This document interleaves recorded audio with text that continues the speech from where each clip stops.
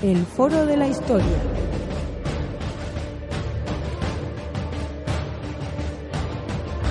El pasado tiene mucho que contar.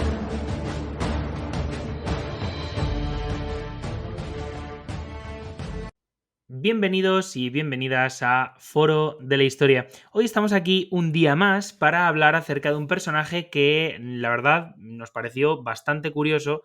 Además, es un personaje realmente importante para la historia de la península ibérica por su trascendencia tanto militar como histórica en lo que viene siendo el califato en Al-Ándalus, en ese siglo X, siglo XI aproximadamente. Y bueno, pues vamos a hablar acerca de Muhammad ibn Abu Amir, que es básicamente nuestro querido amigo Almanzor, que nació en el año 939 y falleció en el año 1002. Tras su muerte hubo pues una serie de guerras civiles y revueltas palaciegas que acabaron con el califato pues que tan fuerte había sido en ese siglo X. Y bueno, pues hoy para hablar acerca de este tema, pues vamos a hablar con Rubén, que la verdad es que se lo sabe muy bien, entre otras cosas, ya no solo porque ha escrito varios artículos, sino porque encima ha hablado en la radio ya sobre este tema. O sea que Rubén es un experto. ¿Qué tal? ¿Cómo estás? Hola Javi, muy bien. Pues deseando hablar de un personaje tan curioso, ¿no? Y tan importante como has comentado. Bueno, de hecho, Almanzor es solo un apodo. Realmente él se llamó Muhammad ibn Abu Amir, pero es un apodo, Almanzor.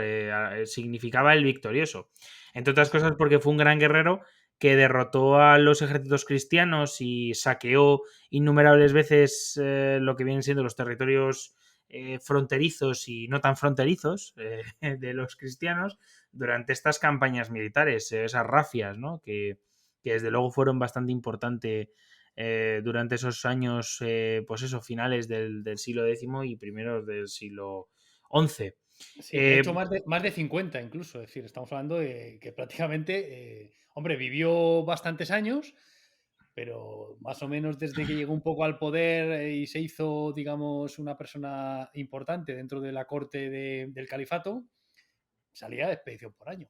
Sale las sí, cuentas. claro, hay que aprovechar. La verdad es que al final no deja de ser una cuestión también económica, entre otras cosas, porque es el propio califato el que necesita un sustento económico, también su ejército, porque al final Almanzor, entre otras cosas, constituyó un ejército de mercenarios que estuvo además también muy presente los años posteriores a su muerte, haciendo trabajos para los sucesores y por supuesto para sus antiguos enemigos, ¿no? De los de Almanzor y su familia. Pero bueno, en cualquier caso, ya digo que estas rafias pues tenían un sentido también de debilitar el poder cristiano que se ve absolutamente frenado por estas campañas militares. Bueno, Sí, hemos de hecho, pensado. es importante que sobre todo su poder lo cimentó en base al ejército. Que luego, curiosamente, como luego comentaremos, estas reformas militares que realizó fueron las que acabaron con el califato. Pero bueno, no vamos a anticipar. Pues sí, vamos a comenzar por el año 939, que es el año de su nacimiento. Hablaremos de su, digamos, ascenso al poder. Luego también hablaremos sobre sus campañas militares, que nos lo comentará Rubén. Y por supuesto, luego acabaremos hablando acerca de su legado y sobre todo el punto final de Almanzor. Nos lo hemos dividido un poco para que sea más bien extenso y que podamos hablar un poquito de todo. Bueno, lo primero de todo, la verdad es que sobre su origen no se sabe realmente su origen, ¿no? Porque se especula que no sabían si era eslavo o almohade, el origen de Almanzor, aunque principalmente hay algunos cronistas, como por ejemplo Ibn Iddari, que ofrece, pues sobre todo información acerca de sus campañas militares, pero no tanto sobre su vida personal. Desde luego, lo importante es que su nombre comienza a aparecer en la década de los 960, momento en el que se encontraba en Córdoba estudiando Derecho, también Teología y otras asignaturas como Filosofía, ¿no? Donde además se muestra que es una persona inteligente. Para llegar a ese punto yo creo que hay que ser muy inteligente, llegar a derrotar sucesivamente a sus antagonistas cristianos, ¿no? Y bueno, pues en cualquier caso se demostró que era un hombre erudito y que tenía un amplio conocimiento sobre el Corán. Además, durante esta época es curioso porque lo adopta un eslavo que había, vamos, que había cosechado durante el reinado de Al-Hakam II una gran popularidad, que se llama Ghalib Abu Teman al-Nasir, que básicamente pues era pues eso, un noble importantísimo dentro de lo que era el califato. En el año 977, además, para digamos seguir con ese ascenso al poder, Almanzor contrae matrimonio con Isma, que era la hija de Ghalib, lo cual hace que la familia de Ghalib y el caudillo o el futuro caudillo Almanzor pues estuvieran absolutamente unidas. Además, entre otras cosas, también hay que decir que bueno, pues que Almanzor veló por los intereses de la familia de Ghalib y por supuesto que era su familia a fin de cuentas, al menos política, y luego por otra parte también le sirvió esta unión para propulsarse a nivel político dentro de las instituciones califales, pues bueno, pues para catapultarse, ¿no?, al poder. Por ejemplo, las crónicas castellanas establecen, pues eso, el año 977 como también la primera incursión del propio Almanzor. Concretamente, Almanzor llegó hasta el Duero, a Baños de Ledesma. Además, años siguientes, por ejemplo, tenemos expediciones hasta Cuéllar o hasta, digamos, y bueno, pues otra serie de localidades de los alrededores. De hecho, se dice que las primeras incursiones de Almanzor tenían la intención de conservar una fortaleza, que por cierto, si no la habéis visitado, está muy bien, que es la fortaleza de Gormaz. De hecho, es una de las más grandes, si no recuerdo mal, y seguro que Rubén sabe algo más de esto. Es una de las más grandes de la época dentro de la península ibérica. Es absolutamente fascinante. Y desde luego es una fortaleza que merece la pena ser vista. Yo os admito que la visité con la universidad y me gustó muchísimo. También, por supuesto, bueno, pues se reconquistó, de hecho, se conquistó, vamos, se mantuvo Gormaz hasta que en el año, bueno, pues 978 la conquistaron los castellanos. Y bueno, pues vemos diferentes racias, por ejemplo, en el año 979, pues donde se atacan enclaves como, pues eso, como Sepúlveda, ¿no? Pero bueno, ya nos hablará más sobre las rafias Rubén. Además, en esta época, bueno, es bastante importante porque bueno, Al-Hakam II falleció en el año 977 y se nombró un nuevo califa que era Hisham II. Además, concretamente, bueno, ya sabéis que cuando muere un rey, normalmente hay una serie de disputas palaciegas y una de esas disputas básicamente fueron la de, bueno, pues por el poder dentro de lo que iba a ser la corte de Hisham II. Hisham II, que además, entre otras cosas, poco más que tampoco se le dejó gobernar mucho por parte de Almanzor. Se decía que estaba como más interesado en las artes y en el conocimiento más que en, digamos, mantener ese califato y que por eso delegaba en militares como Almanzor. Entre otras cosas, también se hablaba de que quizá era un poco, tenía ciertos problemas, ¿no? El propio califa. Pero bueno, en cualquier caso, lo que está bastante claro además es que también Almanzor llegó o se catapultó al poder gracias a la sultana Aurora, que era la madre de Hisham II. Y bueno, pues además, concretamente, fueron interesantes porque al final fueron colaborando hasta que se perpetuó el propio Almanzor. Y de hecho, las relaciones al final tampoco fueron realmente especialmente buenas porque Hisham II acabó encerrado en Medina Zahara. Pero bueno, y en cualquier caso, pues a partir de aquí, Almanzor fue nombrado emir de Al-Ándalus, lo que equivalía básicamente a ser un gobernador general de las provincias. Y bueno, en cualquier caso, también tuvo problemas con su suegro, con Ghalib, la persona que le había llevado al poder, pues básicamente porque consideraba que estaba absolutamente, vamos, sorpasándole, por así decirlo, a nivel político, ¿no? Y bueno, la verdad es que a partir de aquí pues comienza una época bastante importante de rafias y sobre todo pues eso, de una dominación de Almanzor basada en el control de las instituciones cordobesas y también por supuesto en el control del ejército. Y bueno, Rubén, ¿qué nos podrías decir acerca de estas rafias? Porque yo creo que quizás son lo más conocido de Almanzor. Sí, bueno, antes de nada, yo creo que es importante en el momento, como tú has comentado, ¿no? Que poco a poco se va haciendo alguien en la corte del califa, es decir, cómo Almanzor se transforma en Almanzor. Yo creo que es lo más importante, ¿no? Es decir, eh, como has comentado, ¿no? La muerte de Al-Hakam II, que es el padre de Gisán II, tiene un problema, y es que el primogénito había fallecido y el heredero, que es Gisán II, tiene solo 11 años, con lo cual ahí tienen un problema. Luego hubo una pequeña revuelta en la corte y bueno, trataron de que fuera califa en lugar de su hijo, que se fuera su hermano, el tío de Gisán II. Entonces, claro, la madre, lo que has comentado, el poder que tenía la madre, que era la favorita, ¿no? La antigua cristiana, la cristiana llamada Aurora, se apoyó en Almanzor y se apoyó también en el resto de los mandamases, como por ejemplo importante también Al-Musafi, y derrotaron esta revuelta. Entonces, claro, luego él pudo recoger los frutos. Evidentemente fue nombrado visir, que era por debajo del chambelán, era el más importante de los puestos políticos. Curiosamente, aquí en Al-Ándalus, ¿no? Hablamos del chambelán y del visir. El visir es, digamos, el segundo al mando.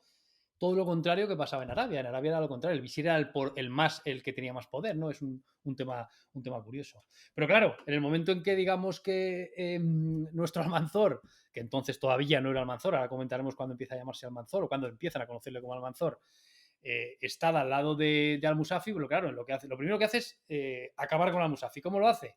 Pues como bien has comentado, se une con Galib, que era con el que se había unido por matrimonio con su hija, y pues bueno, urden un poco. También es verdad que Al-Musafi estaba más interesado en recibir dinero y en colocar a sus acérrimos más que las batallas, que entonces todavía se estaban recomponiendo los cristianos y por lo menos intentaban, pues sobre todo la famosa Sub o la madre del califa, pues que se hiciera algo contra estos reinos norteños. Entonces lo primero que hacen es quitarse al Musafi del medio.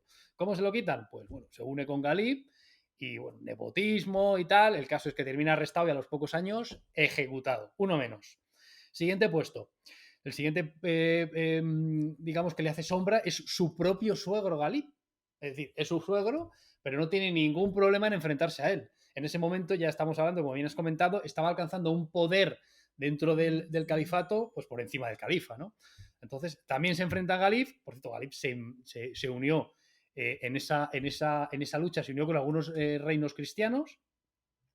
Y en esa famosa batalla, que la de Torrevicente, en el año 981, es a la cual se le llama el victorioso. Después de aquella batalla que derrota a Galib, dice incluso llevó le entregó la cabeza de su padre a su mujer, o sea, a su esposa, no se cortaba, como podéis comprobar, con lo cual ya hemos hablado que se ha quitado de en medio al Musafi, se ha quitado a Galib y ahora mismo tiene a Gisán II y a su madre en Medina Zara. Entonces él decide decir, bueno, voy a construirme yo un palacio. Se construye un palacio y traslada allí a su nuevo palacio toda la estructura califal, toda la estructura del Estado. Pues, todos los administradores, todo. Con lo cual prácticamente deja al auténtico califa metido en su palacio, bueno, dedicado a las mujeres o a las fiestas, y él prácticamente se dedica a gobernar como si fuera prácticamente un monarca absoluto en aquella época. Más adelante, evidentemente, rompería definitivamente también con Sub. Evidentemente, todos se dieron cuenta el poder que había alcanzado. En ese momento, ya que tiene el máximo poder, es cuando, digamos, mira a los norteños, a esos reinos cristianos que habían empezado a moverse un poco, y empiezan las famosas racias, como hemos comentado, más de 50, y prácticamente todas, bueno, sin prácticamente todas fueron victorias, y prácticamente hasta su muerte, porque cuando muere Almanzor en el año 1002, regresaba de una de estas racias. O sea que él cimentó, esto es importante, él cimentó todo su poder en el ejército. Por eso evidentemente tenía que hacerse como el mayor líder, digamos, de la yihad, ¿no? De la lucha contra los cristianos. Hizo las reformas en el ejército para buscarse fidelidad, como evidentemente con mercenarios, bereberes o cristianos, pero estas reformas que hizo, que evidentemente alcanzó el enorme poder que alcanzó, hicieron que cuando desapareció, provocarían que con la desaparición de Almanzor, esa estructura que habían formado los Omeya, y él había reformado totalmente, pues se cayó como un castillo de naipes. Por eso me gusta referir que Almanzor fue azote de los reinos cristianos y azote del califato. ¿Por qué? Porque provocó la caída. Y desde la caída de este califato con los reyes de Taifas, el poder, aunque todavía estarían hablando, duró muchos siglos, pero el poder fue menguando. Hubo algunas oleadas, como sabemos, ¿no?, de almohades o almorávides, pero ya digamos que el poder que alcanzó bajo Almanzor es el máximo poder que llegó a alcanzar Al-Ándalus nunca. Sí, bueno, de hecho, bien es cierto que lo que está claro es que Almanzor paró, bueno, más bien en la época del califato consiguió parar incluso, y no, eso sí, no retroceder, hacer retroceder a los reinos cristianos en sus territorios y en sus ganancias territoriales.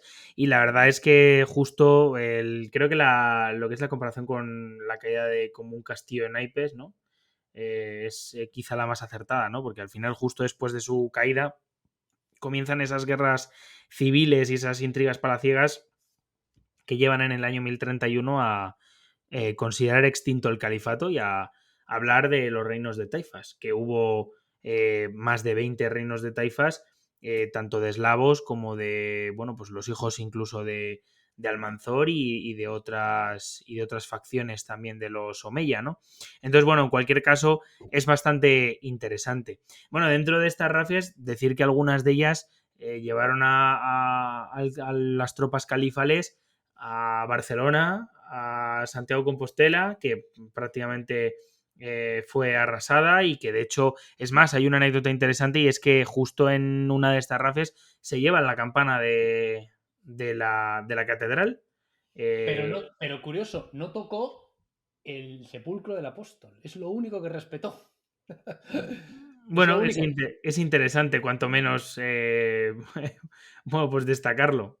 Sí, claro, porque evidentemente la ciudad, el monasterio absolutamente arrasó, bueno, arrasó todo el norte, es decir, por donde pasaba. Pero es curioso que no se atrevió, pues no, más que nada, probablemente porque, claro, el apóstol Santiago era entre comillas hermano de Jesús, en aquellos tiempos se consideraba como Santiago como hijo de José, ¿no? Entonces, es decir, quieras o no,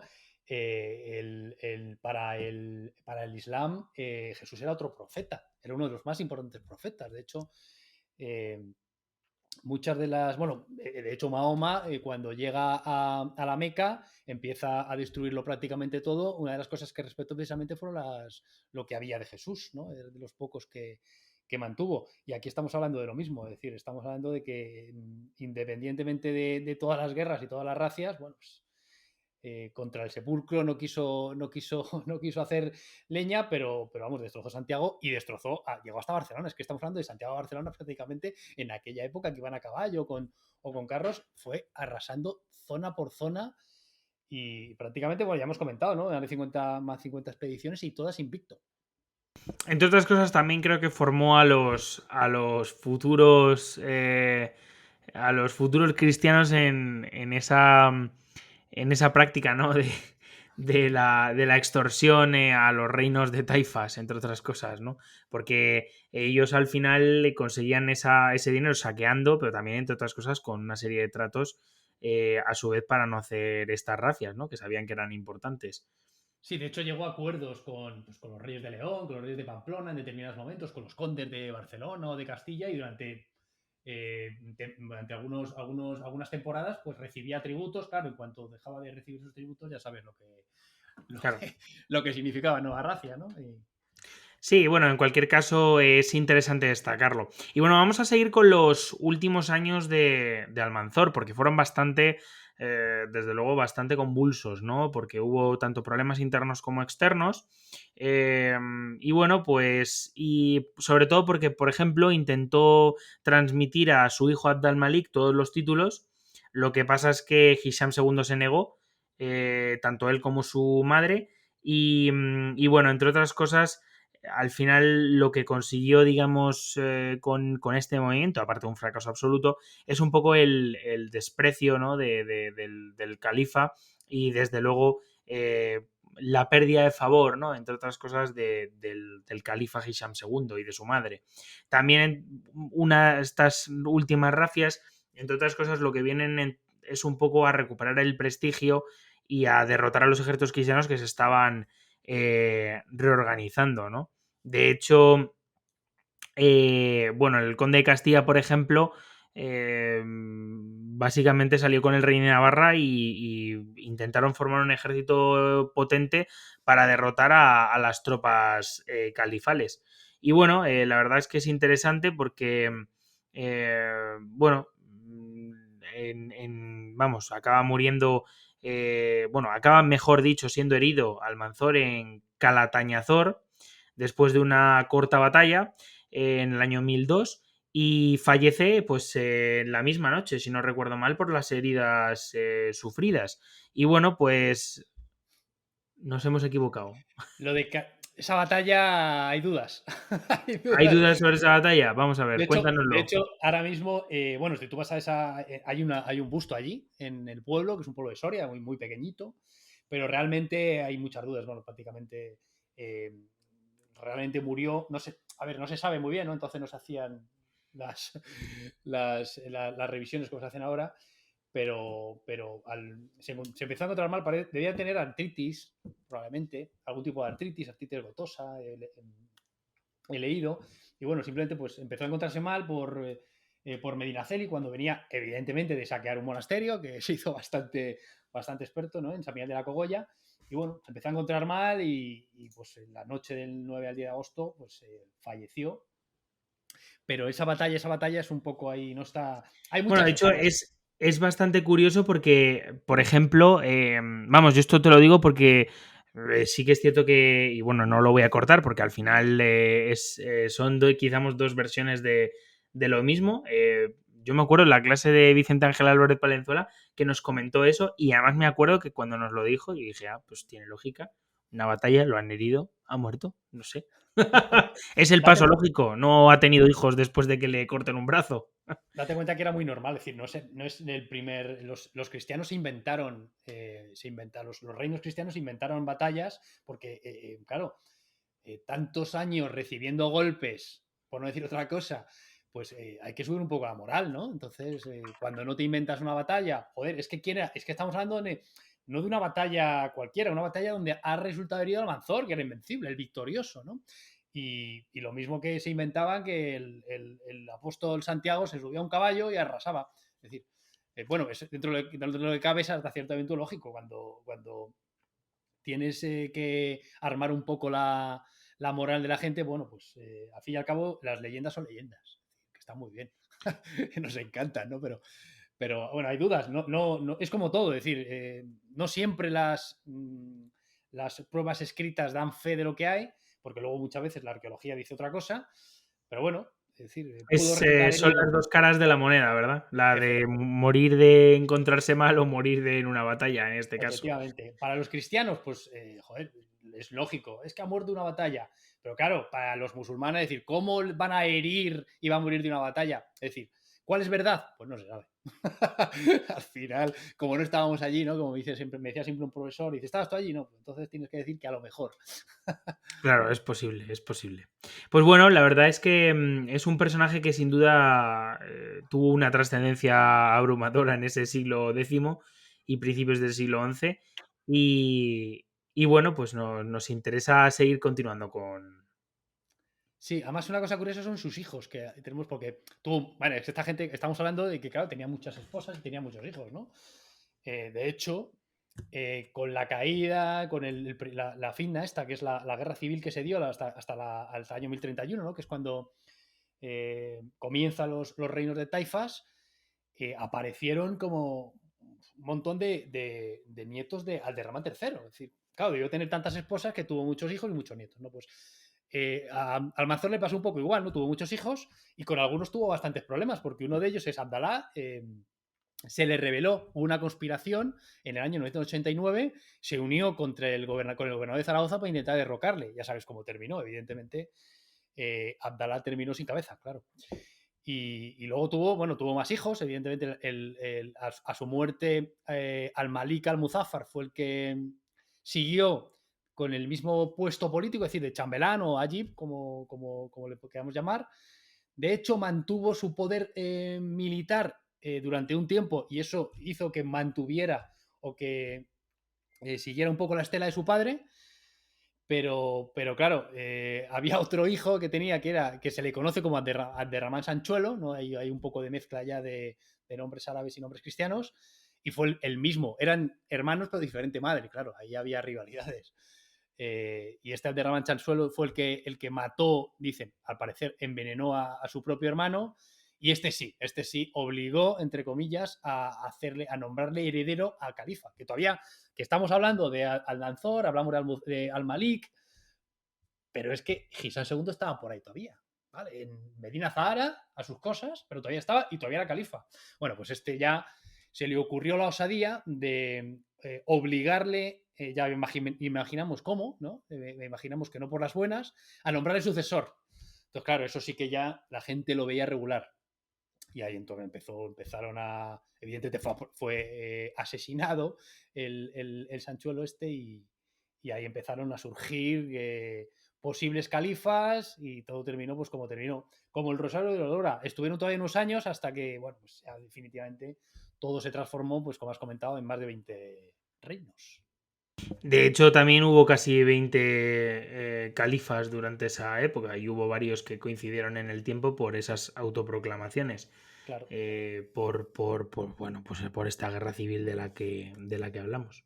De todas formas, los herederos de Almanzor, ¿no? Él creó su propia dinastía, ¿no? Los amiríes, terminaron reinando la taifa de Valencia. O sea, que terminaron siendo dirigentes, bueno, no tanto como había sido el principal, ¿no? Almanzor, pero terminaron rigiendo Valencia, que era una de las taifas más importantes. Sí, no, desde luego, además es desde luego es uno de los golpes más fuertes digamos, la conquista de la Taifa de Valencia al poder islámico en la península ibérica. Sí. Ya eso sí, unos cuantos años más tarde, bastantes, de hecho. Sí. Pero bueno, en cualquier caso, la verdad que creo que ha sido muy interesante este podcast porque, bueno, pues siempre hablamos de personajes, sobre todo centrados en el siglo XX, y bueno, pues hablar de vez en cuando sobre algunos, como por ejemplo, pues eso, este Almanzor o Julio César u otros personajes que no corresponden ya no solo a la época contemporánea, que ya sabéis que a mí me encanta, pero bueno, yo también entiendo que hay que variar un poco. Y la verdad que agradezco mucho a Rubén que haya venido aquí a hablar sobre esto, porque además, entre otras cosas, hacía mucho que no grabábamos y bueno, pues desde luego era importante el introducir estos personajes que, bueno, pues siguen siendo fundamentales en la historia de la península. No sé si quieres comentar algo más antes de despedirnos. Nada, la verdad es que yo creo que ha sido bastante interesante el personaje. Yo creo que se las trae. Probablemente es un personaje a nivel militar que no ha tenido la trascendencia yo creo que hubiera debido tener. Estamos hablando de un personaje que libró muchas batallas y quedó invicto. Es decir, ha habido grandes personajes o los famosos, los grandes generales de la historia que con muchas derrotas están por encima, por lo menos en prestigio militar, ¿no? Es un tema que a lo mejor por ella sería interesante, ¿no? Rescatar un poco este personaje, que era un personaje a la que tanto se dice, nació en la península ibérica, ¿no? Por lo cual era parte de los de aquí. Pues sí, en cualquier caso, pues nada, iremos hablando. Ya sabéis que nos podéis decir, bueno, pues o sugerir algún tipo de temática para los siguientes programas. Pues estamos intentando variar el contenido y bueno, yo creo que lo estamos haciendo con éxito. Y nada, pues agradecer a todo el mundo que ha llegado hasta aquí, a los que no también, la verdad. Decir que, bueno, pues que estamos muy agradecidos por la cantidad de tanto de feedback como de visitas que vemos aquí en el podcast. Y bueno, pues nos vamos a despedir por esta semana. Nos vemos la semana que viene, el próximo domingo, a las 6 de la tarde, ya sabéis. Y desde luego, pues os instamos que decir a nuestras redes sociales, a Instagram, a Twitter y también, por supuesto, a Facebook. Y también, la verdad, os animamos a leer la página del Foro de la Historia, donde, por cierto, Rubén también tiene algunos artículos escritos, yo hago alguna reseña y poco a poco pues estamos despegando. Así que nada, vamos hablando, muchas gracias y chao. Hasta luego.